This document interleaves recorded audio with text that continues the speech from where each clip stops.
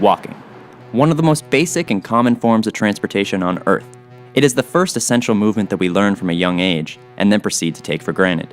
The majority of the population spends most of their days walking around, but rarely do we pause to consider the significance of this action. What does the way we walk say about us? About our society? What does a person's posture, body language, and facial expression while walking indicate about them? And what can we take away from these external observations that can teach us about the way we perform certain roles, construct our identities, and organize our society? Having roamed the campus of UMass Amherst for the last 2 years, these questions have been on my mind. As a more shy and reserved individual, my typical walking posture is slightly hunched over, with my head facing downward, hands in pockets, and headphones always plugged in. This is the posture that seems normalized for me when walking through huge crowds of strangers each day, but as I gained a more analytical perspective, I began to ask, why is this normal for me? Why do any of us walk the way we do? What do these postures say about us? And what are the cultural factors that create this norm? I decided to find out. And so, for this film project, I decided to walk the campus of UMass Amherst over the course of 3 days with a GoPro Hero 4 camera attached to my chest, recording the natural walking patterns of passerbys. This approach presented me with two main obstacles to my study.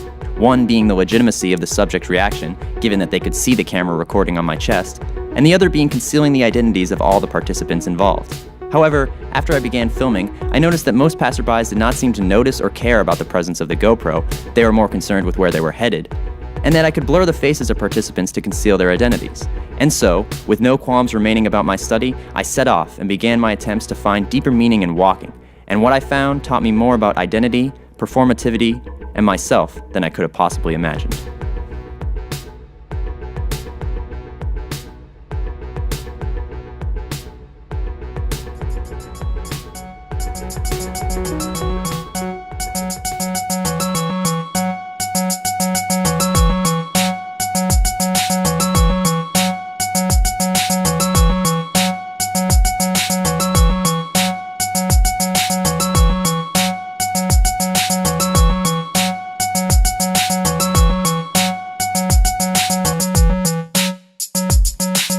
As I began my study, I decided to narrow my focus to analyze walking patterns of the classic binary gender system, meaning male versus female.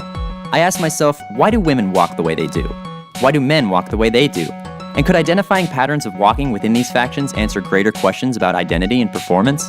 What I quickly began to notice, not surprisingly, was that females inherently seem to carry themselves in a defensive position, often with their arms crossed in what I perceived as an attempt to cover up or shield their bodies and draw as little attention to themselves as possible. Males, in contrast, often walked with a more open stride, swaying their arms, staring straight ahead, and projecting an image of hardened confidence, an offensive rather than defensive position, if you will. These results intrigued me and got me thinking more about the nature of performance in everyday life. To learn more, I realized I needed the insights of an expert to shed deeper light on the subject. So I decided on interviewing Sut Jolly, esteemed communication professor here at UMass Amherst, and one of the nation's leading lecturers on media and cultural studies.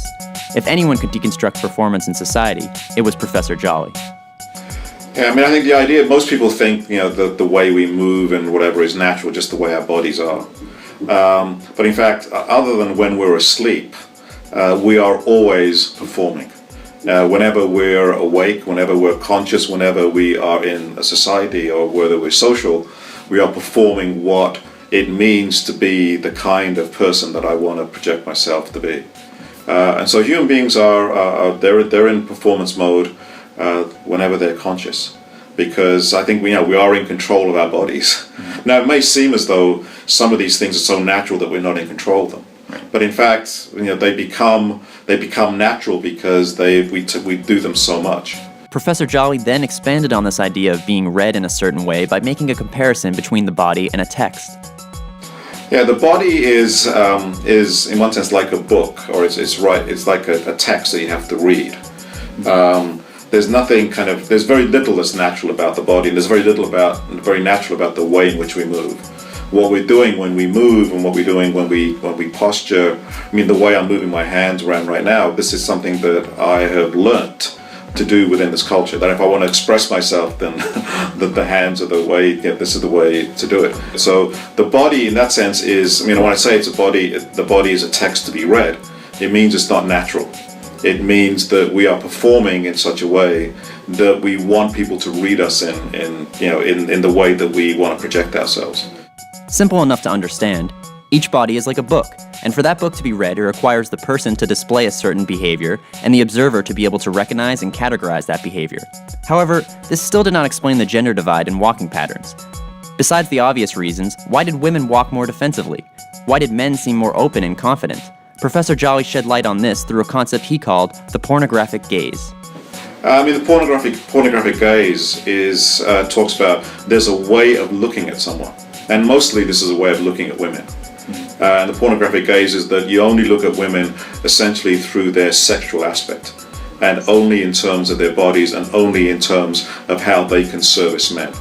So it's a particular way of looking at femininity and saying femininity is about sexuality, femininity is about sexuality pleasing men, and that it is okay for men to watch, that the women are there for us and for our satisfaction. Not only is it about men watching and looking at this way, but when this becomes naturalized as a way of being in the world, women also themselves start to present themselves as objects of the gaze.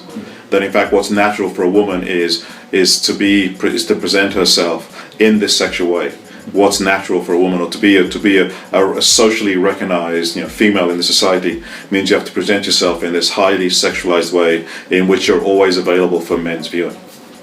So far, Professor Jolly's analysis had focused mainly on the female body, how it is constantly objectified, and how this affects both female and male psyches. But what about the male body? Wasn't there something to be said about the projection of hardened confidence I had seen earlier?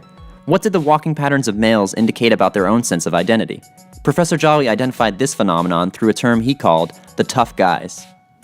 The tough guys is this idea that when men are presenting themselves to the world, when they're presenting their gender display to the world, that they put on a disguise, and that disguise is about toughness, which means you can't reveal anything emotional about yourself. You can't reveal weakness. You can't reveal vulnerability.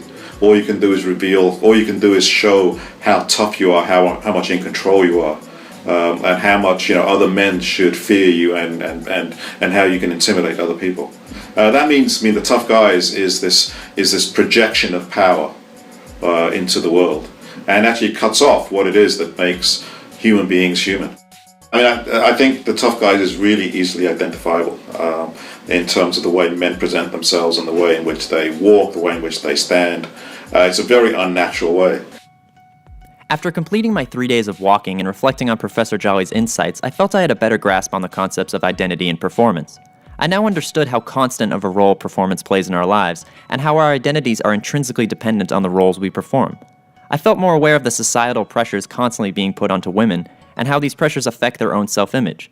And I felt as if I understood my own sense of masculinity and those of my fellow men even more succinctly, now recognizing the hardened confidence as a projection of power. These personal breakthroughs proved very impactful, but questions still remained in my mind. How were homosexual, transgender, and other non-heterosexual people impacted by these daily performances? How were minorities? How were the elderly, the disabled, or anybody else influenced? What roles were they forced to perform every day, and how did they do so? All questions to be considered, and I knew that I would continue to think about them each day as I continued to walk and seek out new meaning. One thing, however, was certain. The notion of performance and identity were now forever intertwined in my mind.